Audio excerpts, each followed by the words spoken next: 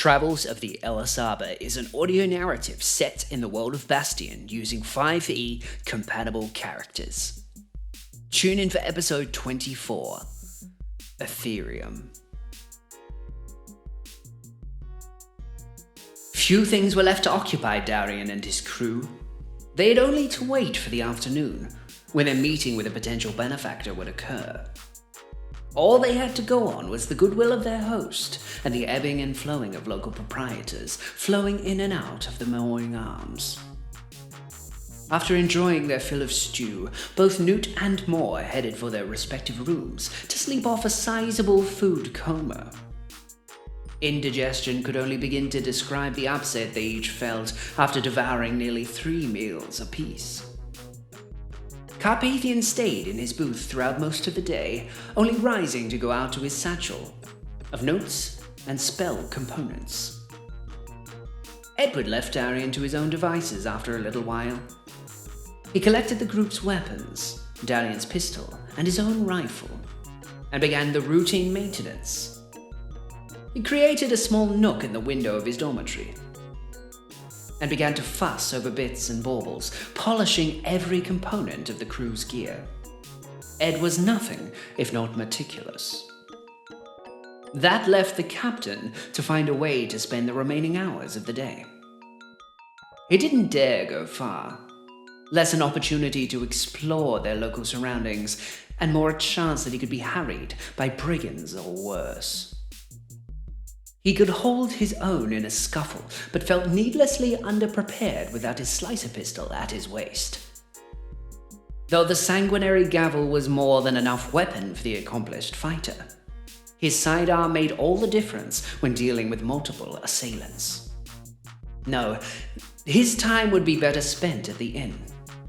Besides, he felt more comfortable being within arm's reach of his crew, should anything tumultuous occur.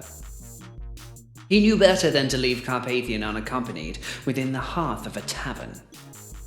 He slid a silver piece over the bar toward their dwarven patron and ordered a pedestrian glass of red wine. It was hardly a silver worth, more a fermented drink that mottled of crimsons and browns. Letting it rest a while, a few inches of clear red began to glisten through the dull drink, and he settled with a solitary table just outside the inn, but within its bounds. A comfortable terrace where he would watch the afternoon waste away.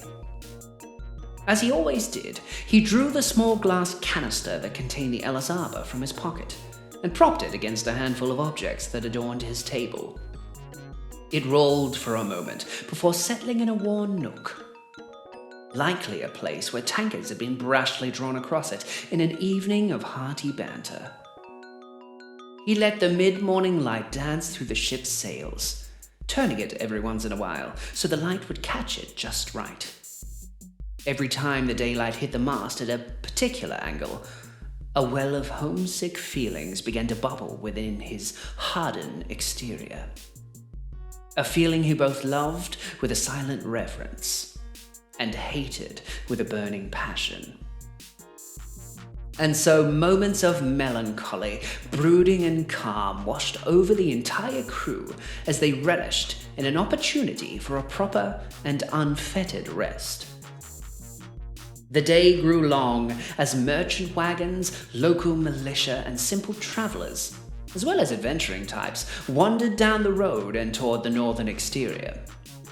Darian heard groups muttering about the northern paths, how there were a number of monsters and some such. Nothing a hardy mercenary or a skilled wizard couldn't handle, mind you. It had been long since the crew of the Ellis Arbor had tangled with highway monsters and thieving bandits. No, their quarry had turned to much darker things in recent years. Where goblins and thieves guilds once settled, ghouls, demons, and fae now populated their days with rituals, omens, and cultish gatherings.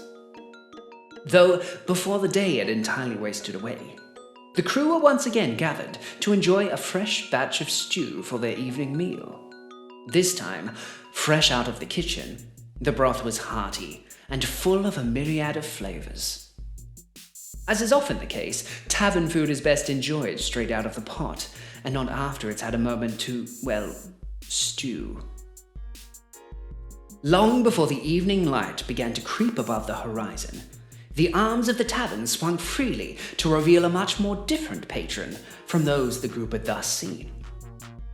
A woman, human it seemed, donning a sizable peaked hat and a broad, tatty rim.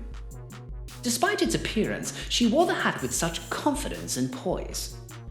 It seemed almost as if it were part of her.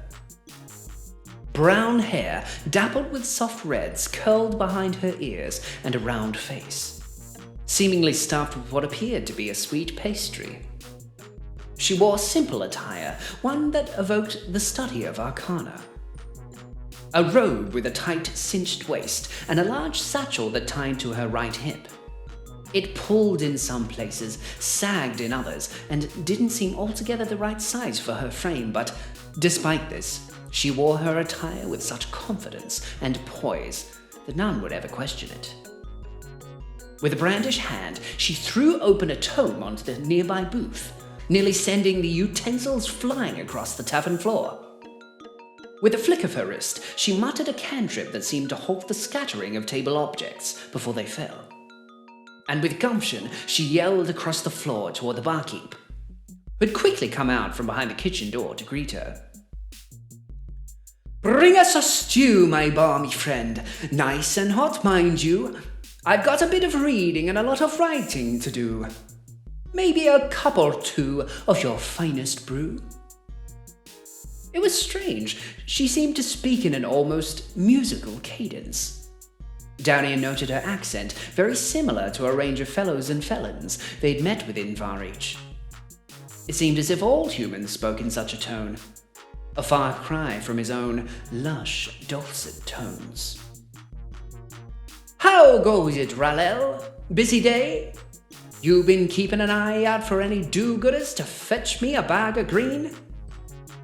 The dwarven barkeep scurried down toward her table, holding a tray of some steaming hot stew and a goblet with a brackish golden liquor. Actually, turns out I may have found someone for you. Some ones, actually. Darian, this is the spellcaster I told you about. Darian, guys?" He gestured toward the remainder of the crew, but halted after seeing Carpathian glibly staring at him as if he waited for this charade to end. The crew of the Ellis Arbor, was it? Meet Araquiel, a friend of the Mooring Arms Inn, and I hear she's in need of, His prattle was halted by the sound of a wooden chair screeching against the floor. The woman had waved her hand once more and arranged a series of chairs around her table. Yes, thank you, Ralel. I can take it from here.